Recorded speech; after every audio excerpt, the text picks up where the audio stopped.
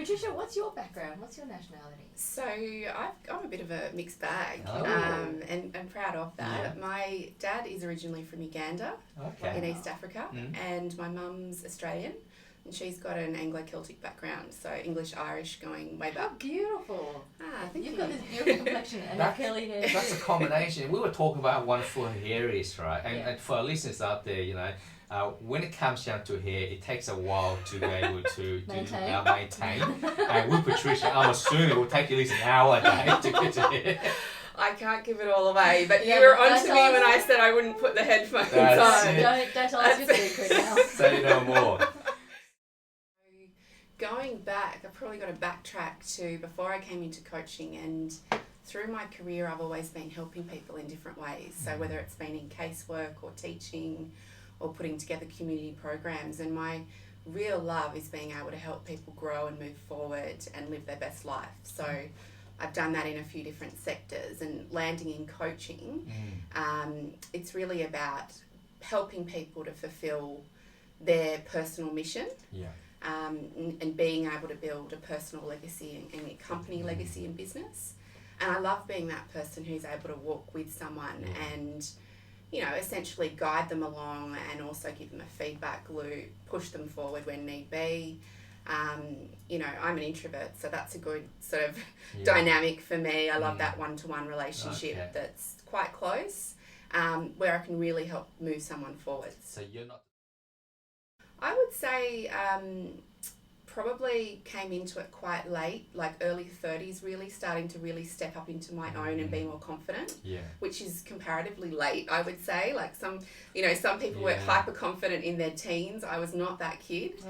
I really had to just grow into myself and realise that I had a voice that I wanted to use. I had things that I cared about, and I wanted to speak about those things. And so it's been a matter of testing myself and pushing myself forward to grow my own voice. So when you say find your own voice, was it a pivoted point in your life that transitioned you? Because that's what happens to a lot of people. I would say so. And it relates to business. So my first business in my early 30s, I actually set up a community service, and so working with many people, changing lives, driving transformative change with mental health outpatients. Wow. And in that business partnership, I actually got sidelined from a lot of media opportunities. So it's, for me, even, it's just to want to say it's a win to be here today, because on a personal level, this is me stepping into my own growth space.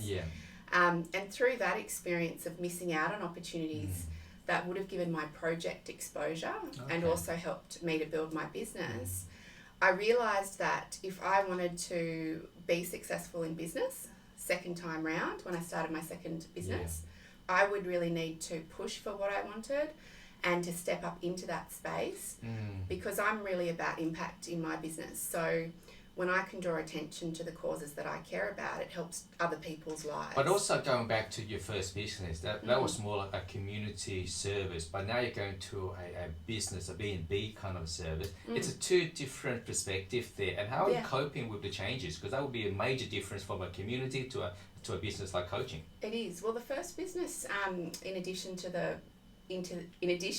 community service aspect, I had an online shop and also had a garden design business.